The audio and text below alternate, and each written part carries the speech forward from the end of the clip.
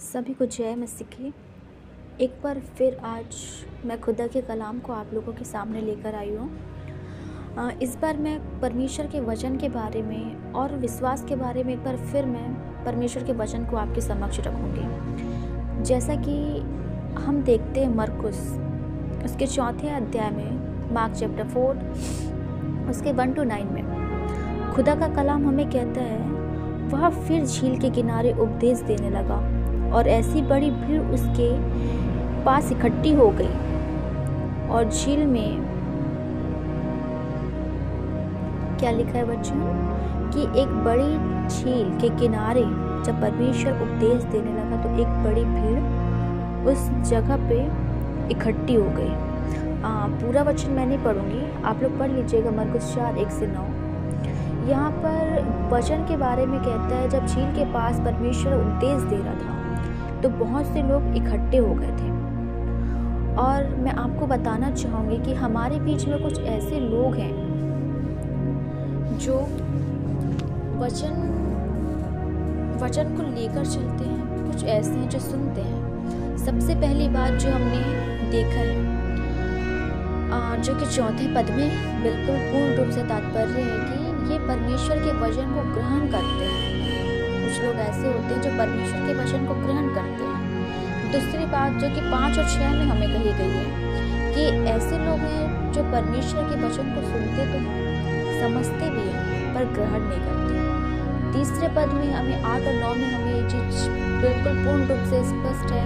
वो वचन हमें बताता है कि कुछ ऐसे भी लोग हैं जो वचन को सुनते हैं, मानते हैं, उस पर चलते भी हैं। तो हमें इन तीनों चीज़ों में क्या चलना है, कैसे बनना है, ये हमारे जीवन में प्रश्न होना चाहिए कि हम कैसे भूमि हैं। हमने बीज बोने वालों का दृष्टांत तो सुना ही होगा। हमें भी अपने जीवनों में ये जांचना है कि हम कैसी भूमि हैं। ऐसी भूमि है जिसमें बीज डालते पर फल नहीं लगते, कि ऐसी भूमि है कि हम उसमें बीज डालते हैं पर उसकी सेवा अच्छे से नहीं कर पाते, या फिर ऐसी भूमि है कि हम उसमें बीज भी डालते हैं, उसको पानी भी देते हैं, उसकी सेवा भी करते हैं और वो बीज हमारे जीवनों में कुछ सालों में फल लाता है। उसी प्रकार हमारा परमेश्वर का वचन है। अगर हमने परमेश्वर के वचन को सुना है तो हमें उस अपने जीवनों में उस वचन को ग्रहण करना भी बहुत जरूरी है। अगर हम परमेश्वर के वचन को सुनेंगे, एक कान से सुनेंगे दूसरे कान से निकाल देंगे, तो हम परमेश्वर के वचन को ग्रहण नहीं कर पाएंगे। और अगर हम परमेश्वर के वचन को ग्रहण नहीं कर पाए तो हम उस परमेश्वर जैसे बन नहीं पाएंगे। हम कभी परमेश्वर जैसे बन तो नहीं पाएंगे, बट क्योंकि जिस दिन हमने उस परमेश्वर को ग्रहण कर लिया ना, जिस दिन हम उस परमेश्वर जैसे बन गए ना, तो हमारा जीवन बहुत कठिन होगा।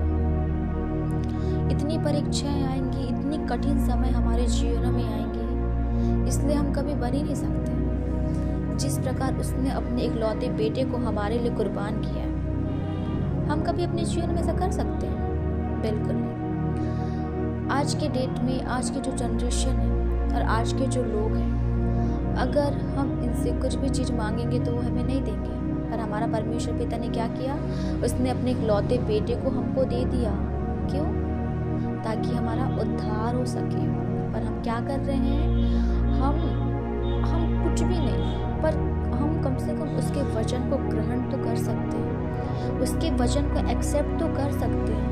परमेश्वर का वचन उत्पत्ति से लेकर प्रकाशित वाक्य में हमारे जीवन के बारे में इतनी सारी चीज़ों को बताया, पर क्या आज हमने एक बार भी बाइबल खोल के उस चीज़ को पढ़ा है? नहीं, क्योंकि हम संसारिकता में इतने डूबे हुए हैं कि हमने उस वचन को खोलना छोड़ दिया। आज हमारे घरों में रखी बाइबलों में धूल पड़ रही है। वो सब कब निकलती है? सिर्फ संडे को निकलती है। क्यों निकलती है? क्योंकि हमें चर्च जाना रहता है। बाकी दिन वो बाइबल एक जगह पर इकट्ठी पड़ी रहती है, उसको कोई नहीं छूता। आज हमें ज़रूरत है कि हम परमेश्वर के वचन को न सुन के निकालने की, पर हमें ये ज़रूरत है कि हम परमेश्वर के वचन को सुने, पढ़े, समझे और अपने जीवनों में उस वचन को ग्रहण करें। मरकुस 6:45 से 52 हमें विश्वास के बारे में बताता है। विश्वास, हाँ, कितना आसान है हमें ये कह देना कि हमें परमेश्वर पर विश्वास है, पर हम करते ही नहीं है। विश्वास क्या है? विश्वास संपूर्ण और पूरी रीति से भरोसा रखना है। क्या आज हम अपने जीवते परमेश्वर पर भरोसा रखते हैं? क्या आज हम अपने परमेश्वर से कुछ कहते हैं, कुछ मांगते हैं तो विश्वास रखते हैं? नहीं। अगर हमारी जिंदगी में कभी भी हम कुछ मांगते हैं या परमेश्वर के नजदीकी में जाते हैं तो हमारे जीवन में शैतान का काम करना एकदम उस पल से एकदम तुरंत स्टार्ट हो जाता है, तुरंत प्रारंभ हो जाता है। और इसी समय में हमारा विश्वास डगमगाने लगता है।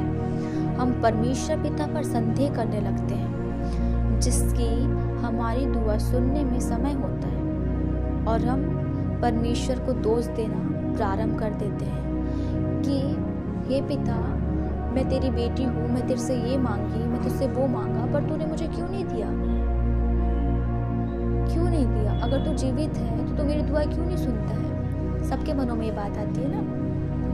पर नहीं, उस टाइम हमें बहुत दृढ़ होने की ज़रूरत है, क्योंकि वो परीक्षा का समय आता है और हम मसीह जीवन में हैं, हम मसीह हैं तो हमारे जीवन में परीक्षाएं आएंगी, पर हमारा फर्ज बनता है कि हम उस परीक्षा में पास हों। कई बार ऐसा होता है कि हम कुछ मांग लेते हैं परमेश्वर से, पर वो पूरा नहीं होता है। हम हताश हो जाते हैं, हम निराश हो जाते हैं, हम थक जाते हैं, पर वो समय होता है, उस समय में हमें थकना नहीं है, वो एक परीक्षा का समय आता है। क्योंकि जो चीज़ हमें चाहिए रहती है उस चीज़ को छीन करके शैतान हमारे जीवन में काम करता है कि देख, तू दिन रात दुआ प्रार्थना करता है, तू दिन रात दुआ प्रार्थना करती है, पर तेरा खुदा तेरा सुनता नहीं है। शैतान हमारे मन में ये डालता है। पर उसी क्षण परमेश्वर क्या कहता है? तू अय्यूब को देख, तू डैनियल को देख, तू लाजर को देख। हमारा परमेश्वर ने लाजर को मरे हुए में से जिंदा किया है। हमारा परमेश्वर ने दानियल को शेरों के बागों के मांग से निकाला है। हमारा परमेश्वर अय्यूब के जीवन में कितनी परीक्षाएं हैं, उससे उसका सब कुछ छीन लिया गया, फिर भी उसने परमेश्वर पर भरोसा रखना नहीं छोड़ा। उसने लास्ट तक, उसने अंत तक परमेश्वर पर अपना विश्वास बनाए रखा, और अंत में क्या हुआ? वो परमेश्वर की आशीष को पाया।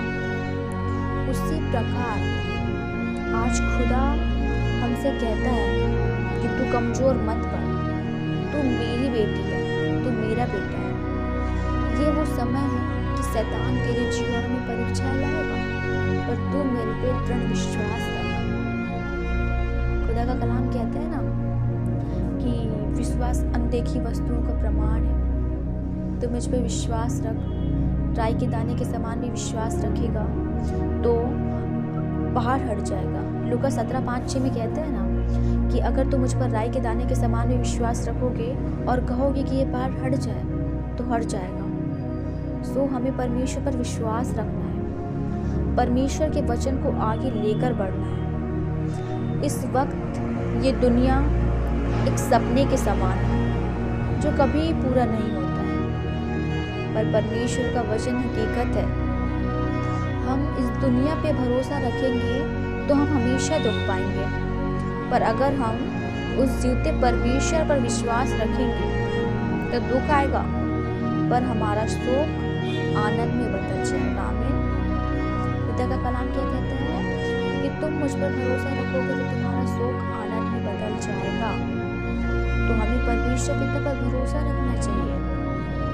खुदा का कलाम ये भी कहता है कि अपनी सारी चिंता उस पर डाल दो, क्योंकि उसको तुम्हारा स्मरण है। इतनी सारी बातें हमारे बाइबल में लिखी हुई हैं। आज आप जहाँ कहीं भी हैं, आप जहाँ कहीं भी बैठे हैं, अगर आप अपने जीवन से निराश हैं, परेशान हैं, तकलीफ में हैं, तो आज मेरे जरिए खुदा का कलाम आपसे कहना चाहता है कि तू एक कोठरी में जा, अपने घुटने में बैठ, बाइबल खोल, उस वचन को पढ़ और मुझसे प्रार्थना कर।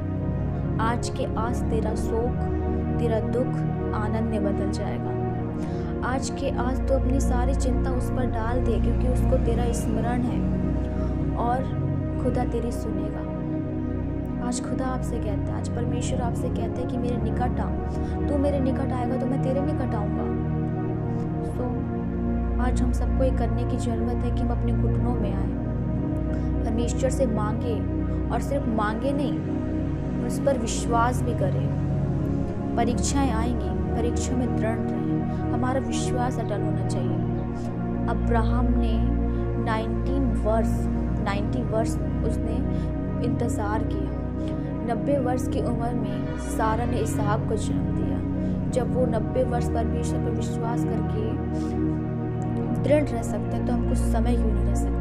आज हमें ज़रूरत है कि हम परमेश्वर पर विश्वास लाएं, उस विश्वास में दृढ़ रहें, क्योंकि खुदा का कलाम हमें आज यही बता रहा है कि तेरा शोक आनंद में बदल जाएगा। इस वचन को लेकर मैं आप सबों से निवेदन करूंगी, इस वचन को पढ़ें और दुआ में बैठें, क्योंकि आज खुदा का कलाम आपसे कहता है कि आज तू अपनी सारी चिंता उस पर डाल दे, वो तेरी सारी दुआ को सुनेगा, तेरा शोक आनंद में बदल जाएगा। आमीन। इस वचन के द्वारा परमेश्वर हम सबको आशीष दे।